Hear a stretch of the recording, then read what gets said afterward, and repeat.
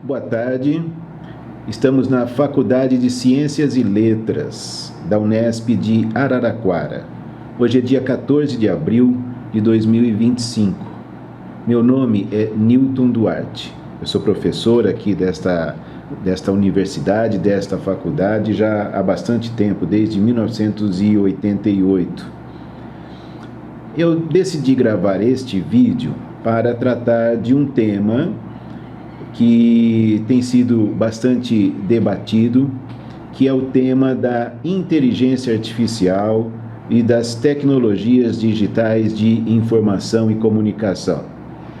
Já explico, porém, de início que não sou especialista nem em inteligência artificial, nem nas tecnologias digitais de informação e comunicação. Eu sou um educador, um pesquisador da área de educação, estudo teorias pedagógicas, trabalho com uma corrente pedagógica em particular, que é a pedagogia histórico-crítica, que é uma teoria pedagógica de inspiração marxista, e é a partir dessa perspectiva que, como educador, como intelectual, como cidadão desta sociedade, é claro, tenho me deparado com as consequências, os impactos das tecnologias digitais na nossa vida cotidiana e também na minha atividade profissional, na minha prática como professor, nas minhas pesquisas em educação. E mais recentemente, quer dizer, de alguns anos para cá, avolumou-se e intensificou-se a discussão sobre inteligência artificial.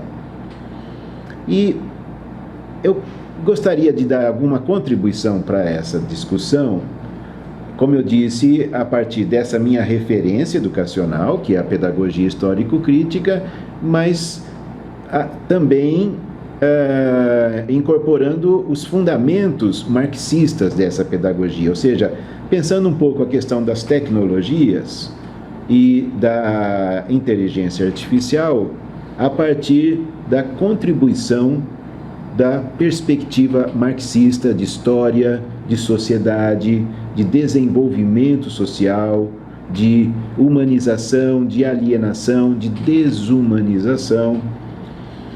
Outro dia eu assisti a uma palestra sobre inteligência artificial.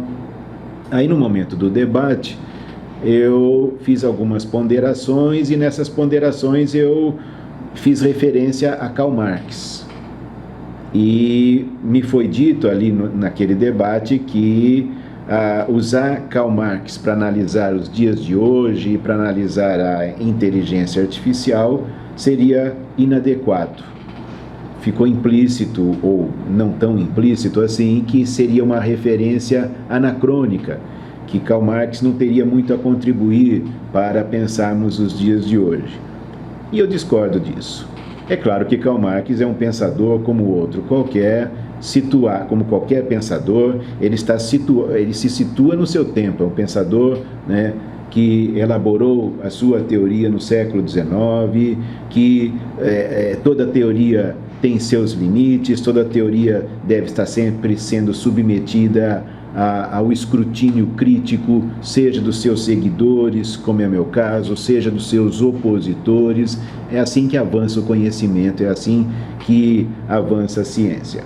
Então, longe de mim adotar uma perspectiva, uma atitude dogmática em relação a Karl Marx, do tipo, o que Marx escreveu não pode ser criticado, o que Marx escreveu não é passível de superação, nada disso. Entretanto, também precisamos evitar a atitude preconceituosa, tão comum em relação a Karl Marx.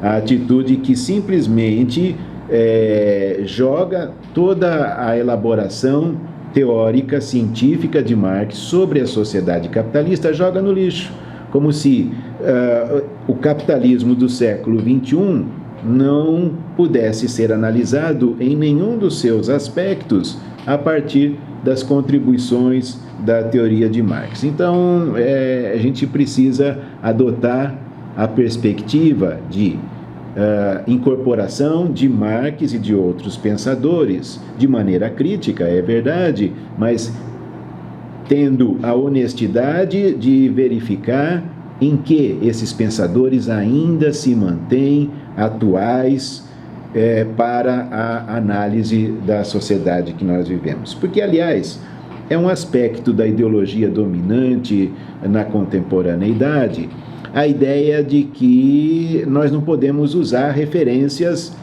do século XX ou referências do século XIX, porque essas referências estariam superadas, porque nós estamos no século XXI, e no século XXI estaríamos vivendo um mundo totalmente diferente, uma sociedade totalmente modificada, e para isso precisaríamos de referências absolutamente novas. Essa visão é uma visão, no mínimo, poderíamos dizer, desprovida de historicidade. É como se a sociedade e o pensamento não tivessem história. Então, de repente, o momento que nós estamos vivendo não se conecta à história humana. E a análise desse momento, então, não incorpora em nada as contribuições da história do pensamento, dos grandes pensadores, das teorias e assim por diante. Ou seja, é como se estivéssemos começando a história humana agora, né? Ou se não existisse a história humana, o presente descolado de qualquer historicidade. Então, isso é uma visão muito simplista, no mínimo, né? É uma visão simplista, e eu diria que é uma visão bastante alienada, na verdade, porque não leva em conta o fato de que o que nós estamos vivendo hoje, a nossa realidade, em muitos aspectos, são decorrências de todo um processo histórico de um tipo de sociedade que se chama capitalismo. E essa sociedade não começou no século XXI, não começou no século XX, na verdade, nem no século XVIII. Quando Marx se pôs a analisar o capitalismo já era uma sociedade que havia superado a sociedade feudal. Então, o modo de produção capitalista já havia superado o modo de produção feudal. Então, a sociedade capitalista tem história, e a gente precisa considerar essa história. Toda essa introdução para dizer que, no meu entender, sim, Karl Marx tem contribuições para pensarmos a sociedade contemporânea, os problemas dessa sociedade e, entre outras coisas, para pensarmos o caráter contraditório do desenvolvimento científico e tecnológico. Porque Marx analisou lá no século XIX que a sociedade capitalista é uma sociedade essencialmente contraditória. E para analisar o caráter contraditório da sociedade capitalista, Marx desenvolveu a dialética numa perspectiva materialista e histórica. Lembrando que a dialética já havia sido desenvolvida profundamente por um filósofo alemão chamado Hegel, mas Hegel desenvolveu a dialética numa perspectiva idealista. Já Karl Marx e Engels e outros que vieram depois deles desenvolveram a dialética numa perspectiva materialista. Por isso que se chama materialismo histórico e dialético. É a dialética numa perspectiva materialista e histórica. E uma das categorias, isto é, um dos conceitos centrais da dialética, é a de contradição. É a ideia de que a realidade se move a partir de contradições. As contradições se caracterizam por lutas entre polos opostos.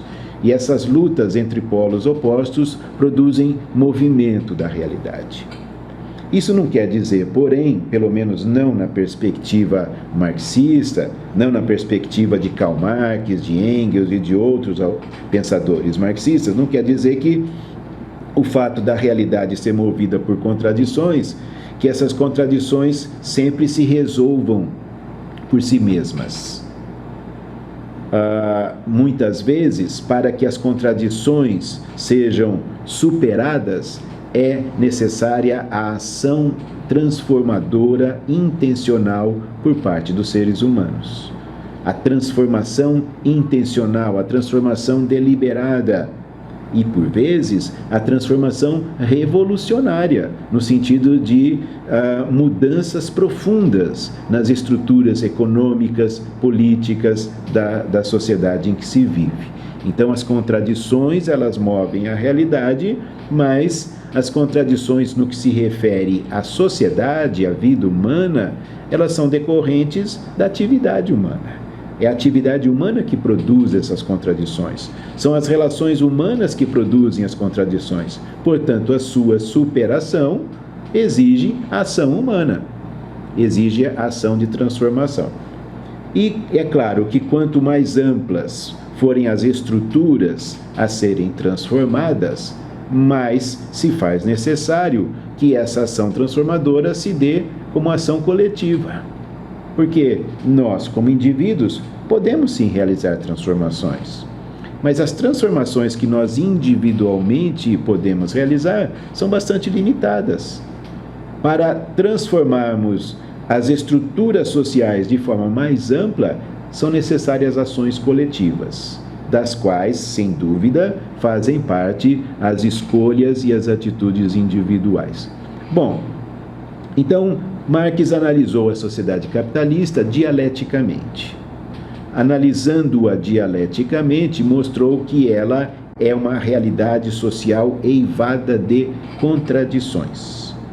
E um tipo específico de contradição que eu queria abordar hoje é a contradição no que se refere ao desenvolvimento científico e tecnológico, porque Marx mostrou que uma das características da produção capitalista é a incorporação da ciência à produção. Ou seja, o ser humano incorporando cada vez mais a ciência, o conhecimento científico aos processos de transformação da natureza para a produção dos bens materiais dos quais os seres humanos necessitam para existir. É o que a gente poderia chamar a produção da materialidade da vida humana. Sempre o ser humano teve que produzir a materialidade da sua vida, desde os primórdios da evolução humana, quando começamos a lascar a pedra, a produzir o machado de pedra, e aí todo o processo de desenvolvimento dos instrumentos, dos utensílios, enfim, dos recursos materiais empregados pelos seres humanos. Então, desde desse remoto passado da evolução humana, podemos dizer que o ser humano produz a materialidade necessária à sua vida. Então, nesse sentido, o capitalismo não difere de sociedades que o precederam. Mas um aspecto que caracteriza uma diferença na produção capitalista, e aqui não estou entrando ainda na análise da questão da luta de classes, etc., da exploração do trabalho, mas um aspecto que é próprio da produção na sociedade capitalista é a incorporação da ciência e da tecnologia ao processo produtivo, ao processo de transformação da natureza. Bom, isso visto assim, numa primeira abordagem, é algo positivo, sem dúvida, né? Desenvolvimento da ciência, incorporação da tecnologia ao processo produtivo. Foi assim que Marx caracterizou o desenvolvimento da máquina. A máquina como um avanço em termos de meios empregados na atividade de trabalho. Entretanto, a análise que Marx fez do desenvolvimento da máquina levou em consideração o caráter contraditório desse desenvolvimento na sociedade capitalista. Nessa sociedade, nós sabemos que a máquina se desenvolveu para ser um meio na produção industrial. Ora, o desenvolvimento da produção industrial, ele se caracterizou pelo desenvolvimento de formas de exploração do trabalho, de divisão do trabalho, de exploração do trabalho, de apropriação pelo capital do excedente do trabalho a mais, aquilo do valor a mais produzido pelo trabalho, aquilo que nas traduções aí da obra de Marx é traduzido como o mais valor ou a mais-valia. Então, o capital se apropriando do valor a mais que é gerado pela atividade do trabalhador. Então, Marx, inclusive, analisou num dos seus escritos, que é conhecido como Manuscritos Econômico-Filosóficos, de 1844, Marx analisou que na sociedade capitalista o trabalho se apresenta como alienado em 4 aspectos. O trabalhador se aliena do produto do trabalho, o trabalhador se aliena da atividade de trabalho, o trabalhador se aliena da sua condição de membro do gênero humano, quando está realizando o trabalho alienado, e o trabalhador se aliena do outro ser humano.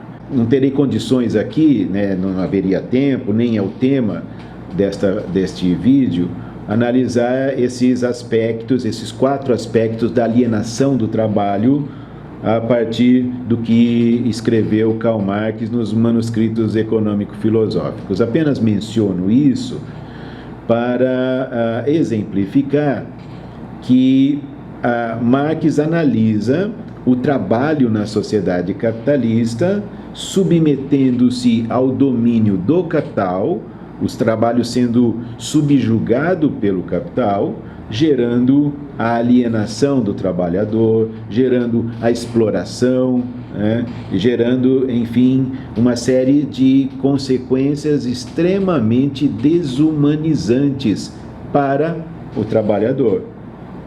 E a máquina entra nessa mesma lógica, nessa mesma dinâmica, porque a máquina deveria ser um meio, um instrumento para o trabalhador, um instrumento para o sujeito que realiza atividade de trabalho. Só que no trabalho, nas condições da indústria capitalista, a máquina se torna aquela que comanda o trabalhador. Então, o trabalhador se subordina a todo um processo planejado, objetivado, materializado toda uma sequência de operações que precisam ser realizadas e, mais do que isso, essas operações têm que ser realizadas num ritmo que é ditado pela máquina. É a máquina que determina o ritmo. É a máquina que determina como será realizada a atividade de trabalho. Então, ao invés da máquina ser um meio, é o trabalhador que se torna um meio para a máquina. É a máquina que comanda o trabalhador.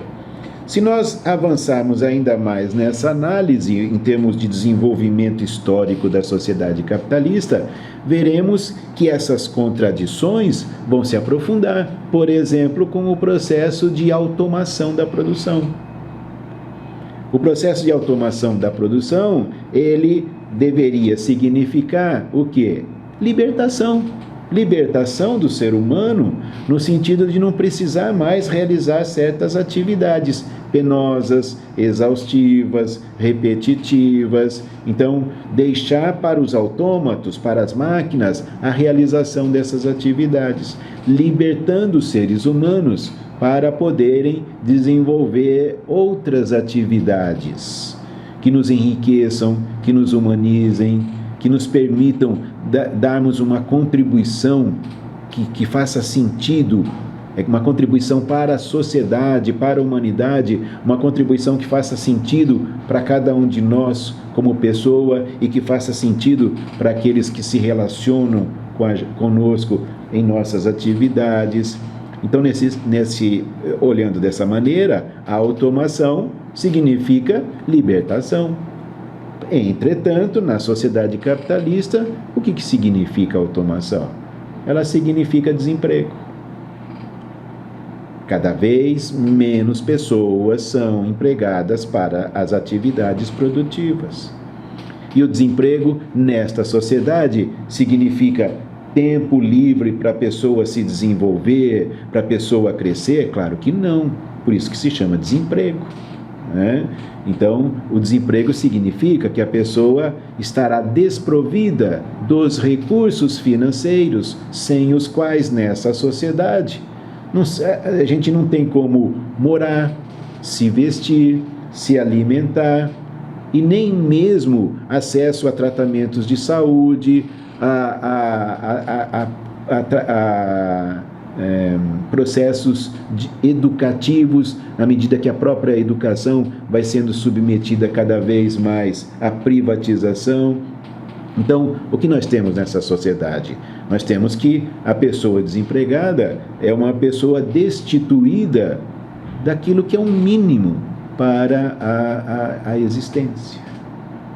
Então, o desemprego não é libertação de forma nenhuma. O desemprego significa desumanização, significa opressão, significa exclusão.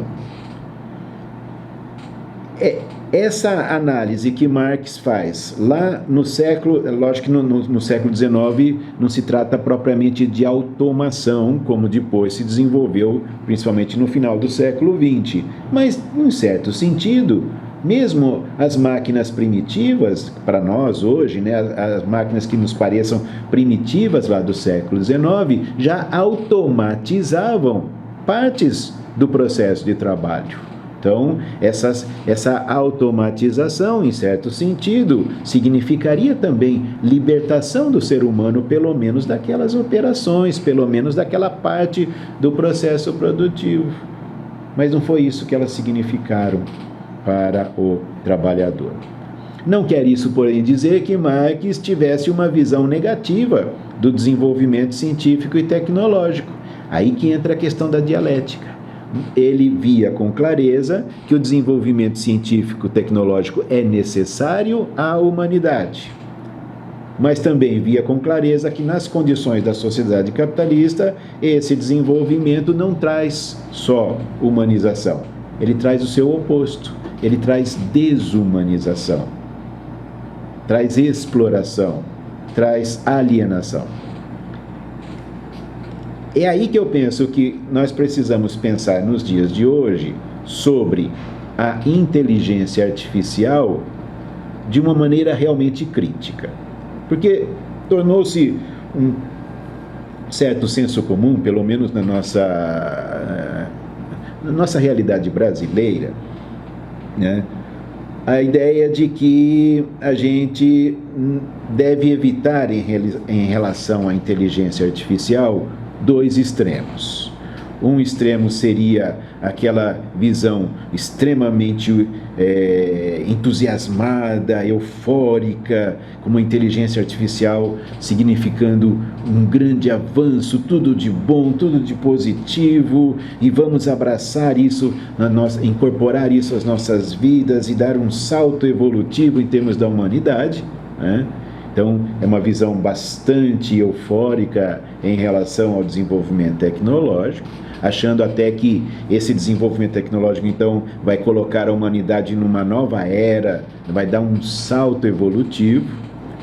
E, do outro lado, o extremo oposto, que seria a visão de negação da tecnologia. Então, não queremos a tecnologia, consideraríamos a tecnologia como essencialmente destrutiva, desumanizadora. Então, como se para humanizarmos a vida, né, nós precisaríamos então destruir a tecnologia, nos afastarmos do desenvolvimento tecnológico.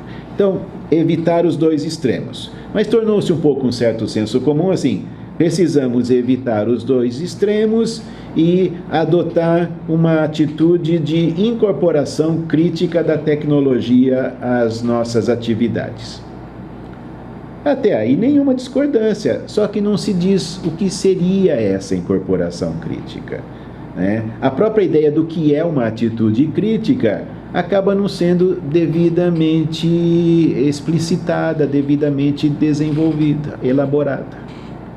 Porque como é possível adotarmos uma atitude crítica, seja em relação às tecnologias digitais, à inteligência artificial ou a qualquer outro aspecto da vida contemporânea, como que é possível adotarmos uma atitude crítica se não tivermos uma perspectiva crítica em relação à sociedade como um todo, isto é, ao capitalismo?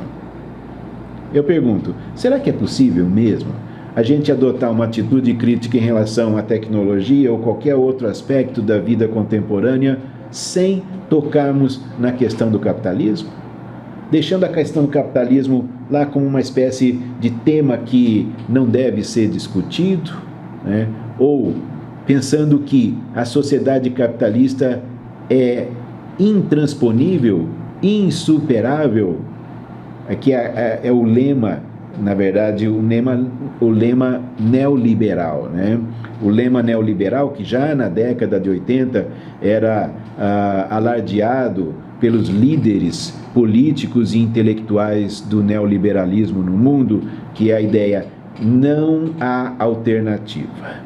Então, por exemplo, a Margaret Thatcher, na Inglaterra, né, dizia: there is no alternative, não há alternativa. Então, a ideia de que nós estamos no capitalismo e não existe outra possibilidade de sociedade. Uma autora marxista canadense chamada Ellen Wood, em um dossiê que ela e o John Bellamy Foster organizaram, intitulado Em Defesa da História, ela escreveu ali na década de 90, ainda na década de 1990, ela escreveu que com o neoliberalismo e o pós-modernismo, né, que são duas facetas da ideologia dominante do capitalismo do final do século XX e que continua a ser a ideologia dominante neste século XXI, com essa visão de mundo, né, não apenas se tornaram proibidas as tentativas de mudança radical da sociedade, né, de se buscar construir uma nova sociedade, como também proibiu-se o próprio exercício de se pensar a possibilidade de uma sociedade diferente. Ou seja, não é proibido apenas fazer a revolução, não é apenas proibido tentar mudar a sociedade, é proibido pensar sobre uma sociedade que não seja o capitalismo. E sabe que eu percebo isso também nos debates acadêmicos? Que quando a gente toca na questão do capitalismo, as pessoas já torcem o nariz. É como se lá vem ele falando de novo nessa coisa chata de capitalismo. É como se a gente não devesse falar nisso. Ou seja, é proibido. É proibido questionar se a gente não poderia organizar a sociedade de um jeito diferente. Pois eu penso que para adotarmos uma atitude realmente crítica em relação a qualquer aspecto da vida, da prática social, das atividades profissionais, da vida pessoal e, no caso específico aqui do nosso tema, a atitude crítica em relação à incorporação da inteligência artificial e das tecnologias digitais de informação e comunicação à nossa vida, nós precisamos ter a perspectiva de totalidade. E precisamos ter uma perspectiva crítica em relação à totalidade social capitalista. É isso que, sim, nos permitirá superarmos tanto as visões ufanistas, românticas, super empolgadas sobre o significado das tecnologias na vida humana e, por outro lado, superarmos o que poderíamos considerar uma espécie de tecnofobia, ou seja, uma visão de negação a priori das tecnologias, né? Sem considerar que elas são instrumentos, assim como outros instrumentos que o ser humano desenvolveu ao longo da humanidade. Bom, mas então nós vamos pensar nessa direção, considerando que o posicionamento crítico em relação ao capitalismo, considerando a necessidade de superação do capitalismo, porque o fato é que essa sociedade está levando a humanidade à autodestruição.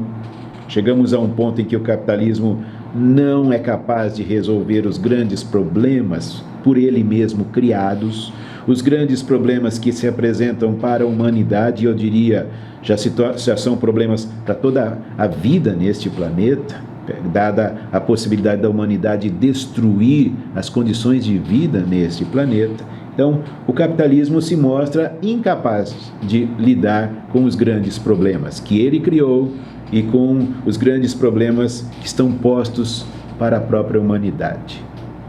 Nesse sentido, precisamos superar essa sociedade. Mas é claro que para superar essa sociedade, nós precisamos de mudanças já no interior dessa sociedade, porque não se supera uma sociedade, não se revolucionam as estruturas sociais do nada.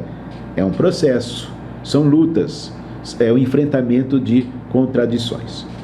No caso da inteligência artificial, então, uma primeira coisa é analisarmos de maneira bastante realista, bastante crítica, o que a inteligência artificial está produzindo na sociedade contemporânea, em termos das relações de trabalho, em termos das possibilidades de desenvolvimento das pessoas, em termos dos processos da sociabilidade na vida cotidiana e em termos dos processos educativos. Eu sou um educador, eu preciso pensar sobre o impacto dessas tecnologias na educação das pessoas. E quando eu falo educação, eu penso na educação escolar, que no meu entender é a principal forma de educação, mas sabendo que a educação não se dá só na escola. Além da educação escolar, nós temos educação no cotidiano das pessoas, nas várias instâncias de atividade social e de participação das pessoas na prática social. Em termos do mundo do trabalho, eu seguramente não sou um especialista nessa área, por exemplo, não sou um pesquisador em sociologia do trabalho, e em todas essas questões relativas ao trabalho na sociedade contemporânea. Com certeza existem pesquisadores e grupos de pesquisa que conhecem e compreendem, analisam muito melhor do que eu essa realidade. Mas eu penso que é preciso considerar o uso da inteligência artificial no processo de redução de custos, como chamam eufemisticamente os economistas e os empresários. Redução de custos significa, na verdade, desemprego. A inteligência artificial tem sido usada para produzir desemprego, para eliminar postos de trabalho. Essa é uma questão que precisa ser considerada. A outra coisa que precisa ser considerada é o uso da inteligência artificial para a intensificação da exploração de quem está empregado. Então, tem o desemprego, ou seja, pessoas que estão sendo dispensadas, funções no processo produtivo que vão sendo substituídas por processos automatizados, então o desemprego, e isso não é diferente do que vem ocorrendo toda essa automação da produção, mas também a intensificação da exploração de quem continua empregado ou de quem é contratado. Então, os jovens são contratados para realizarem determinadas atividades, para participarem do processo produtivo em ritmos muito intensos de exploração. E isso tem consequências para a vida como um todo das pessoas. As pessoas são exploradas 24 horas por dia, 7 dias por semana, 365 dias por ano. As pessoas são submetidas à dinâmica econômica capitalista, à exploração, à intensificação do trabalho full time, o tempo todo. Isso significa uma total alienação das pessoas. Isso significa uma subordinação total das pessoas ao processo de produção de valor econômico, produção do lucro. E eu pergunto, Tudo isso para quê? Para melhorar a vida da população? Para resolver os grandes problemas da humanidade? Para trazer mais dignidade para a vida humana? Não, de forma nenhuma. Isso está sendo feito simplesmente para manter o lucro, o grande objetivo que é da lógica da sociedade capitalista é o lucro. Então, isso precisa ser dito claramente. Quando se fala em inteligência artificial, uma das primeiras coisas que tem que ser colocada na mesa para discussão é a que ela está servindo, a quem ela está servindo. E ela está servindo principalmente ao capital, à reprodução do capital. Ela está servindo principalmente à produção do lucro, em detrimento da maior parte da humanidade, em detrimento da dignidade da vida humana.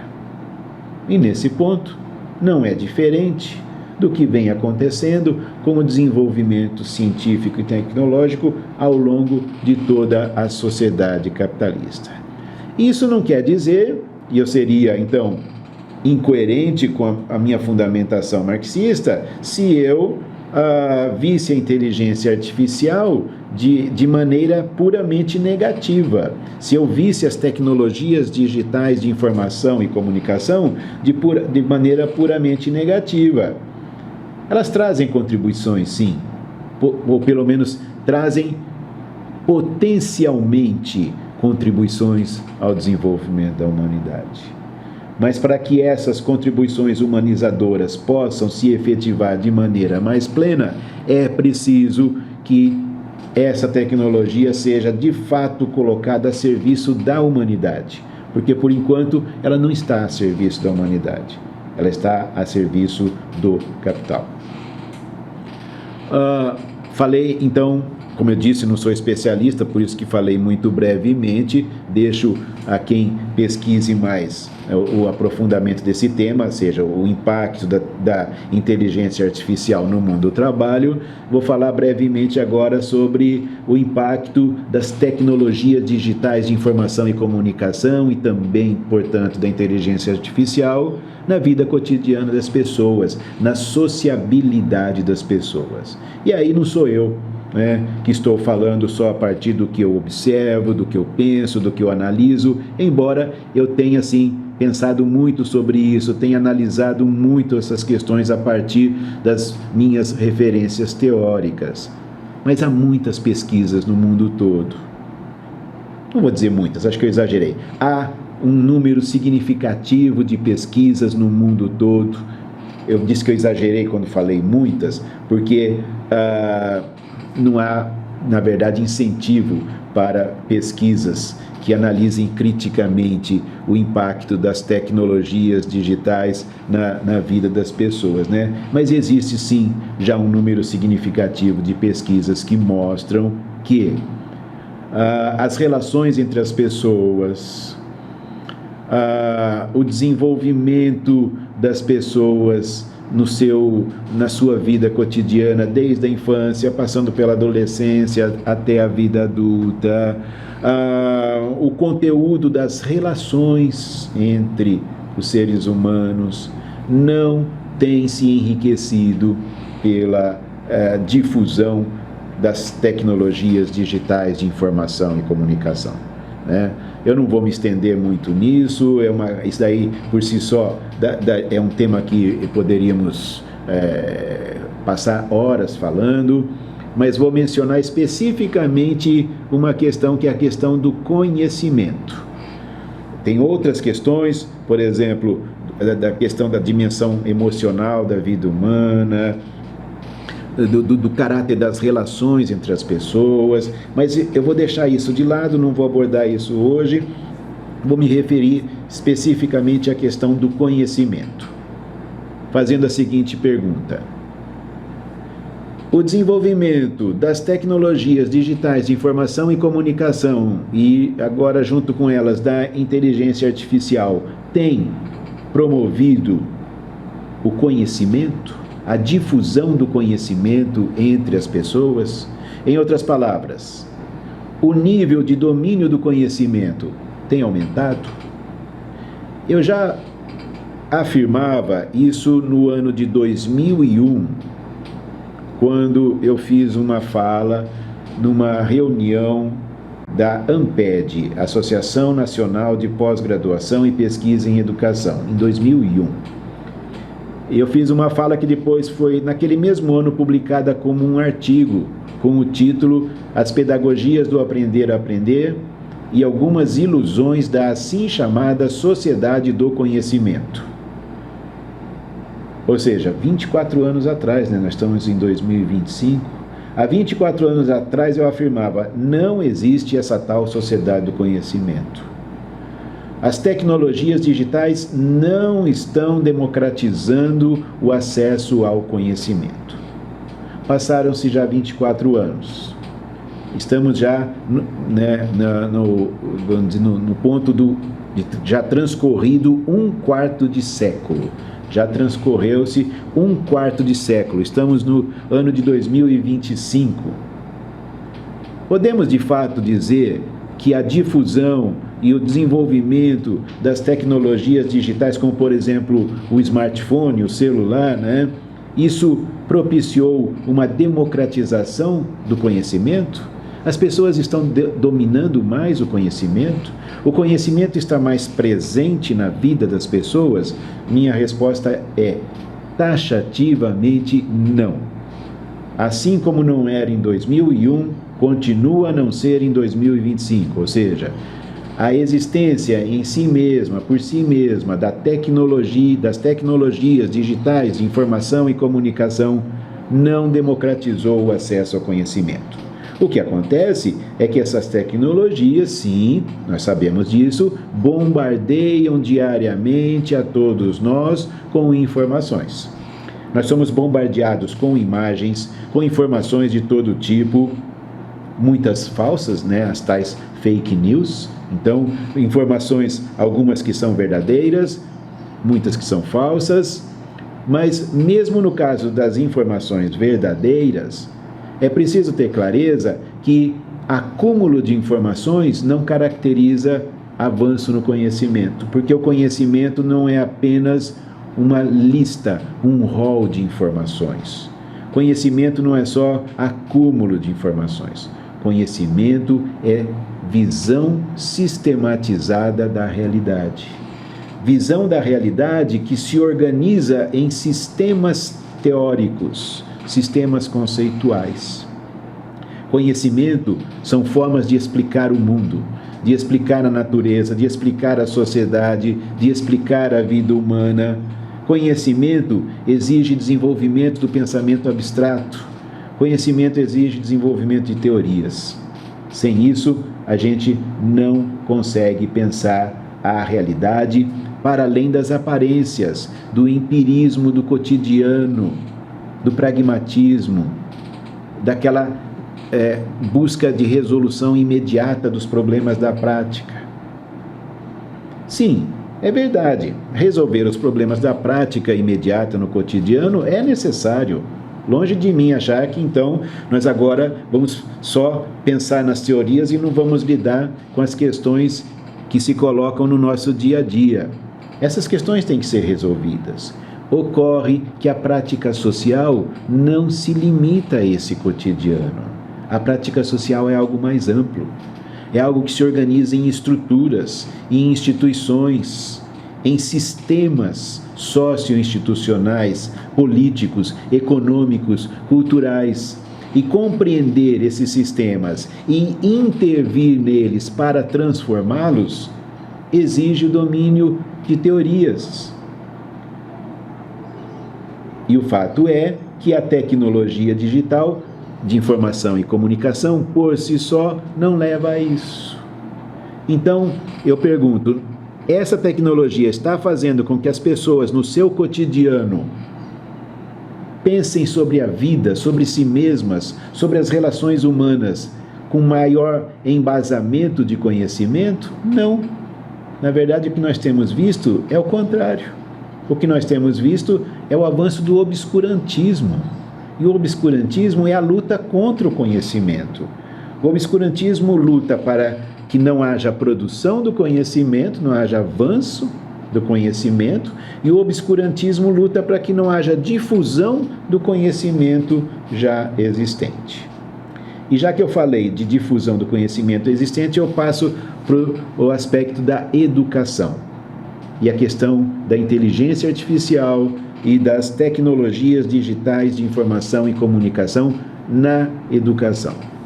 E nesse aspecto eu tenho sido realmente fortemente crítico em relação a esse modismo, que não é de hoje, que já vem de algum tempo, que é o modismo de se acreditar que o processo educativo ganhará necessariamente em qualidade se nós incorporarmos as tecnologias digitais a ele.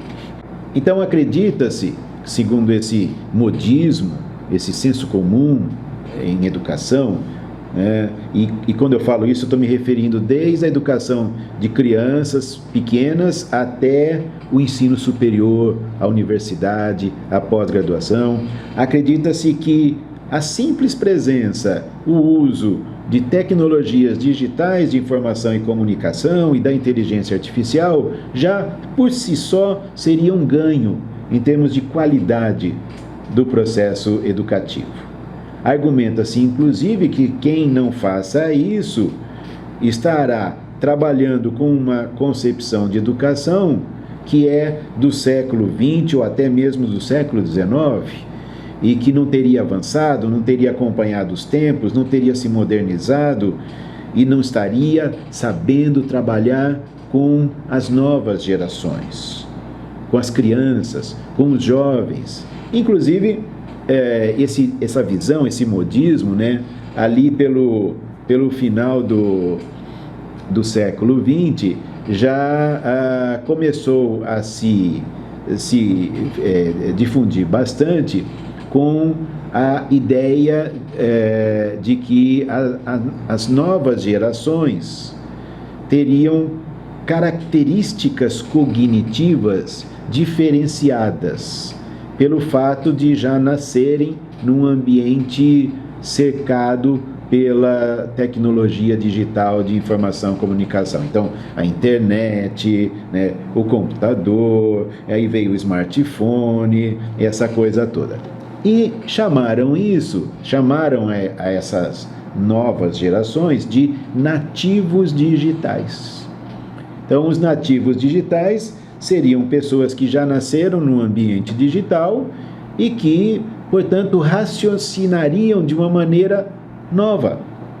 Uma maneira que não é a mesma maneira de raciocinar de pessoas como eu. Eu nasci em 1961, então eu não seria um nativo digital, porque quando eu nasci, a minha infância, não existia esse ambiente digital. Eu seria o que eles chamam nessa terminologia de imigrante digital. Então eu nasci num outro mundo, numa outra terra e depois, num certo momento, passei a viver num novo ambiente que seria o ambiente digital. Daí, a minha dificuldade, segundo essa linha de argumentação, decorreria a minha dificuldade de muitos outros da mesma faixa etária, a dificuldade de lidar com os nativos digitais, porque somos de gerações diferentes e não só de gerações diferentes, mas de mundos diferentes. Então, nós pensamos de maneira diferente.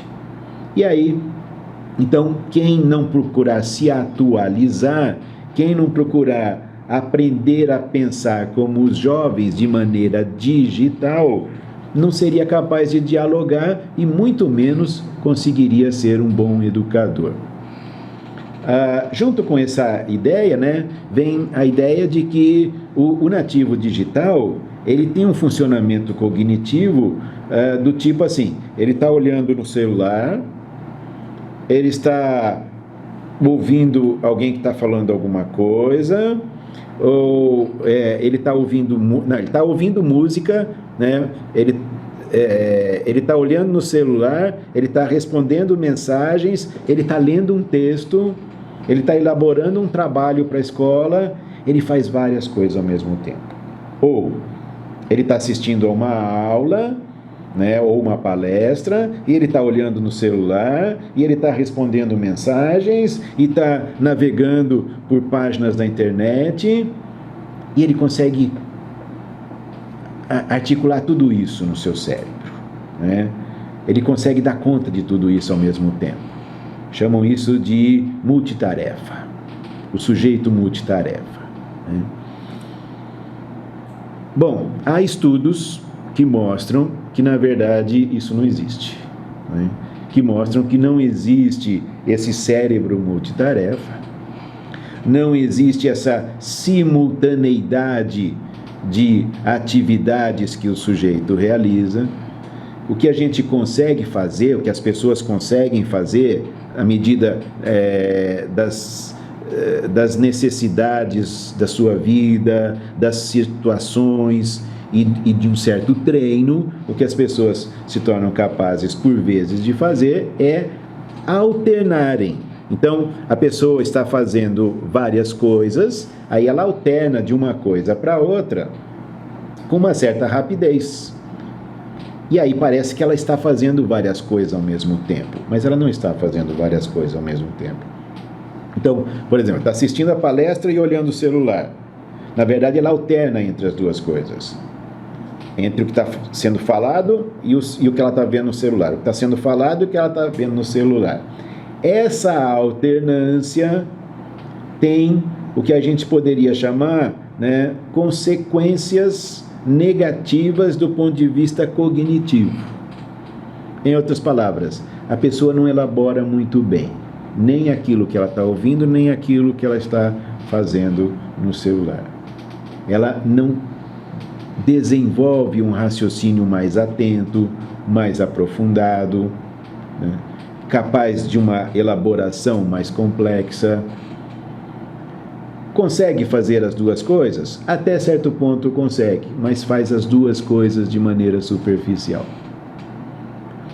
Então, essa história de nativo digital...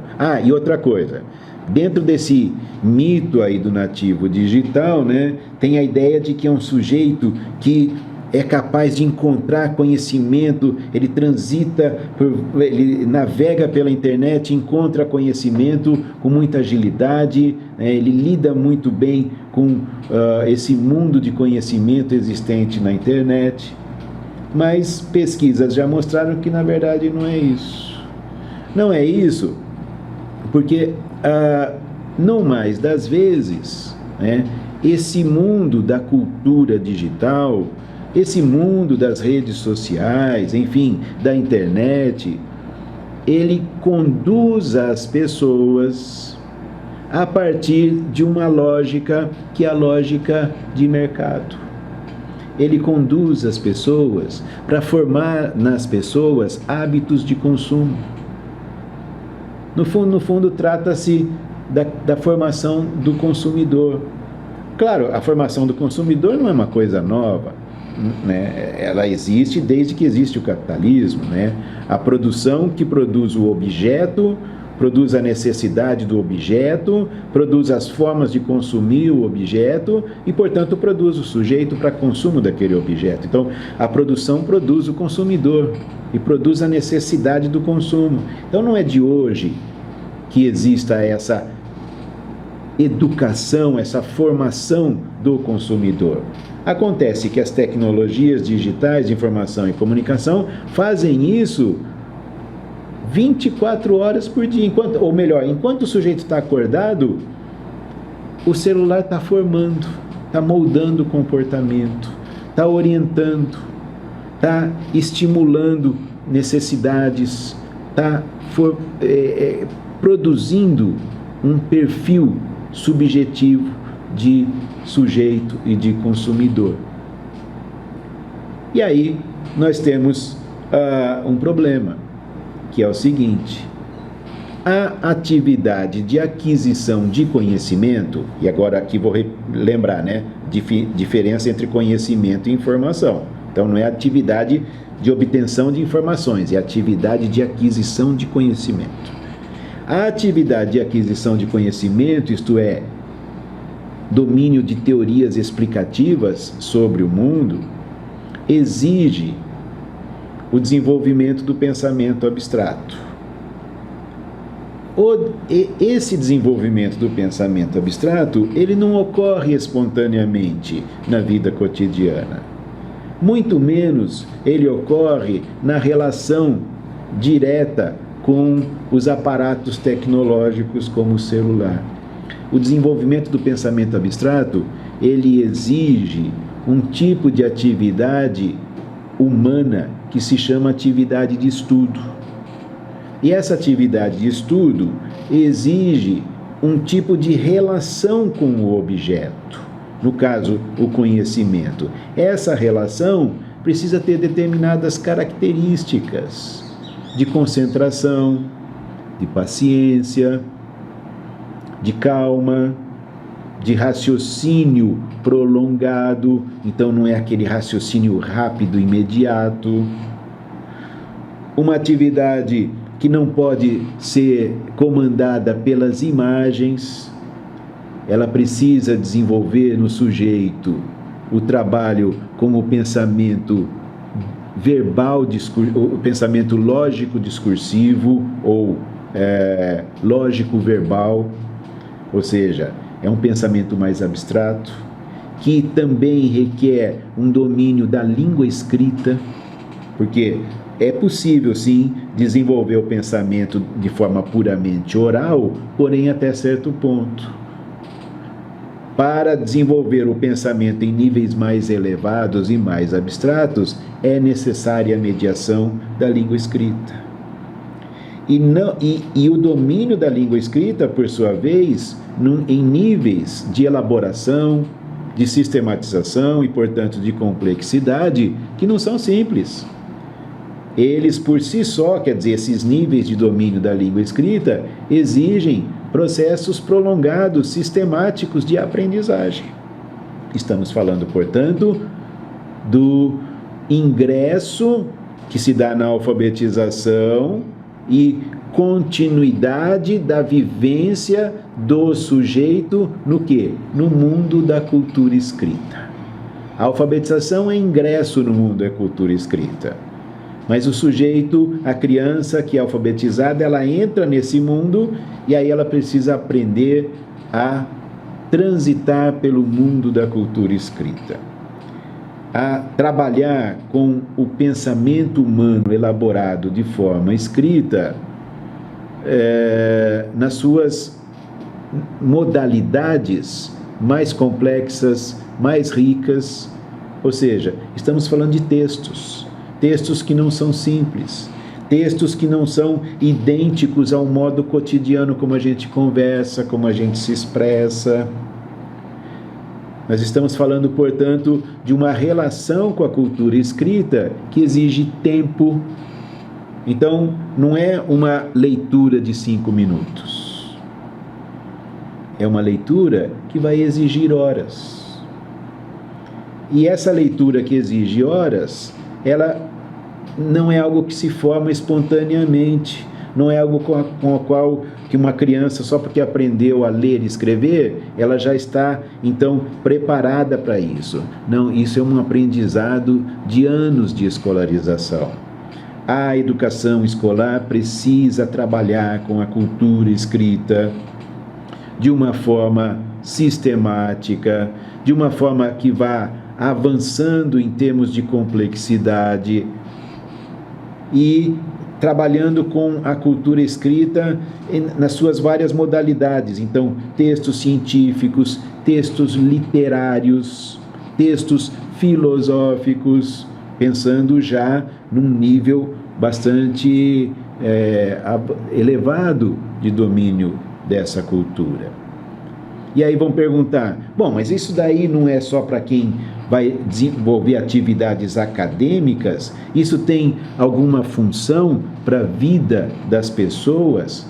Não, eu não estou falando isso para quem vai desenvolver atividade acadêmica. É claro que para atividade acadêmica isso deveria ser indispensável, mas eu estou pensando para a vida de todas as pessoas. Eu estou pensando, por exemplo, na importância da literatura na vida de todas as pessoas.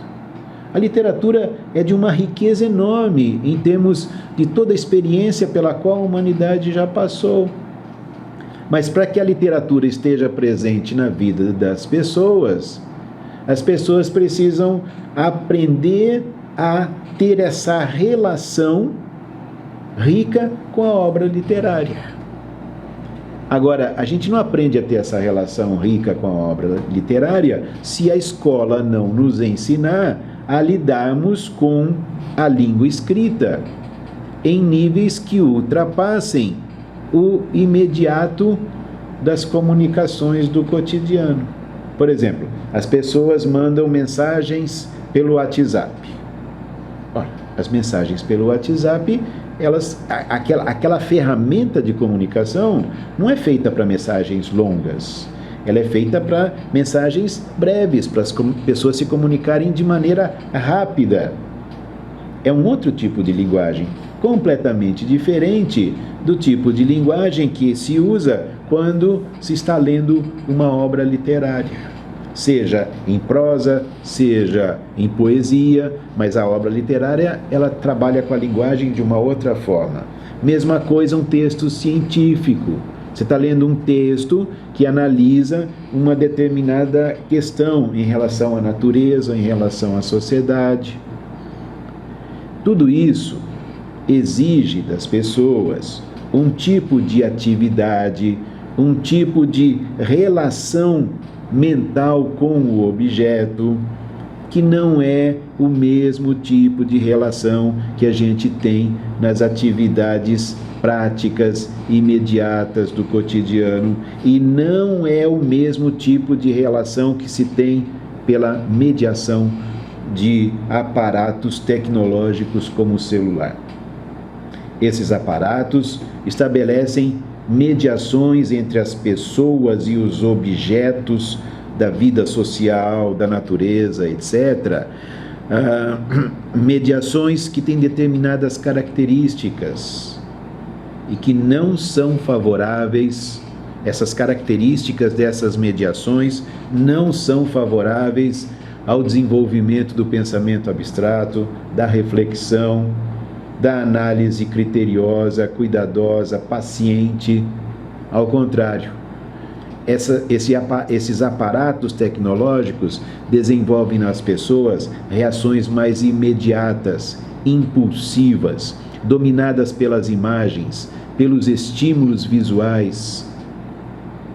E isso vai formando um tipo de subjetividade no qual se torna difícil para a pessoa parar para refletir, analisar, ponderar, elaborar ideias sobre determinado assunto de maneira mais consistente, mais articulada logicamente. Então, o que eu estou falando é que a gente precisa considerar, em relação à atividade educativa, quais são suas finalidades, quais são as características dessa atividade. E a partir das finalidades da atividade educativa e a partir das características desse tipo de atividade humana que chamamos de atividade de estudo, atividade educativa, é que então nós vamos definir quais ferramentas, quais tecnologias se mostram mais adequadas. Por exemplo, há muito tempo que a humanidade desenvolveu um tipo de tecnologia que é o livro impresso. O livro impresso mostrou-se uma tecnologia muito importante e de grande valor para a atividade de estudo, de desenvolvimento do pensamento conceitual e assim por diante. Então, o livro impresso, ele não pode deixar de fazer parte da atividade educativa. Da mesma forma, a atividade de escrever à mão ou escrever digitando, mas a atividade do próprio sujeito escrever. Não apenas recortar e colar, mas ele escrever, a pessoa escrever, até mesmo a atividade da pessoa copiar à mão trechos de obras que esteja estudando tem grande valor em termos do desenvolvimento do processo de atenção, de análise do que está sendo estudado. Não estou com isso dizendo que atividades educativas não possam empregar tecnologias digitais. Só que quando essas tecnologias forem empregadas, é preciso saber muito bem para que elas estão sendo empregadas e se de fato o emprego delas se faz necessário e trará contribuições reais, efetivas, em termos de enriquecimento do processo educativo. Ou seja, de fato, o emprego dessas tecnologias em determinadas circunstâncias está trazendo enriquecimento para a educação das crianças, dos jovens e dos adultos, então isso precisa ser avaliado, isso precisa ser pensado, isso precisa ser ponderado com muito cuidado. Muitas das situações atuais, eu diria que o uso de tecnologias que conectam as pessoas à internet não se mostra como um bom recurso educacional, porque isso não está levando as pessoas ao desenvolvimento daquilo que eu falei, que é essa atividade de ler, estudar, escrever, elaborar. Então, não estou dizendo, repito, que não possamos usar nas atividades educacionais recursos da tecnologia digital de informação e comunicação. Mas quando eles forem utilizados, a gente precisa saber muito bem por que eles estão sendo utilizados. Que não seja por modismo, não seja só para dizer que a minha atividade de aula é moderna, está de acordo com o século XXI, só para dizer que eu faço algo que desperta o interesse do jovem ou da criança. Na verdade, eu penso que nós temos que, na educação escolar, em qualquer dos seus níveis, criar um ambiente no qual a aquisição do conhecimento e a relação com a cultura escrita se tornem necessidade para todos. Não uma coisa excepcional, não algo que só se faça presente na vida de alguns intelectuais, de algumas atividades acadêmicas, não, mas que isso seja uma necessidade para todos. Que a relação com os livros, com as grandes obras da humanidade, com os textos, com as teorias, com o pensamento abstrato, isso se faça necessário para a vida de todas as pessoas. Porque eu entendo que isso é muito importante aí eu volto no começo da minha fala. Isso é muito importante para nós pensarmos sobre o capitalismo. Há estudos que mostram que uma das dificuldades das pessoas fazerem análises críticas da sociedade capitalista é o fato que a sociedade capitalista ela trabalha com processos muito abstratos, estruturas, dinâmicas que são muito abstratas. E para entender, então, esses processos abstratos dessa sociedade, a gente precisa do desenvolvimento do pensamento abstrato. Em outras palavras, se a gente não desenvolve o pensamento abstrato, a gente se torna prisioneiro das formas mais alienadas em que a vida humana transcorre na sociedade capitalista contemporânea.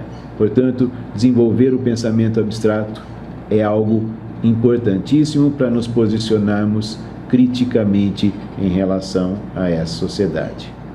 E aí eu concluo então a minha fala fazendo um questionamento, propondo uma pergunta para vocês pensarem. Será que toda essa propaganda em cima da tecnologia, para que as pessoas não desgrudem os olhos das telas, será que isso não é feito deliberadamente para que as pessoas não desenvolvam o pensamento abstrato?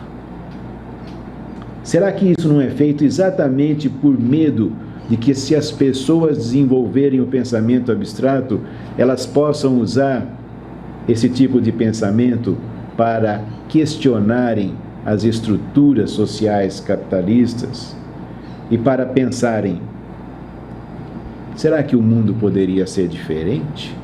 A sociedade poderia ser diferente? A vida humana poderia ser diferente? Obrigado pelo tempo que vocês dedicaram me ouvindo, e espero que esse vídeo tenha trazido alguma contribuição para vocês pensarem de maneira realmente crítica sobre a inteligência artificial na vida contemporânea e as tecnologias digitais de informação e comunicação na nossa vida, no nosso trabalho e na educação das novas gerações. Muito obrigado e um grande abraço a todos vocês.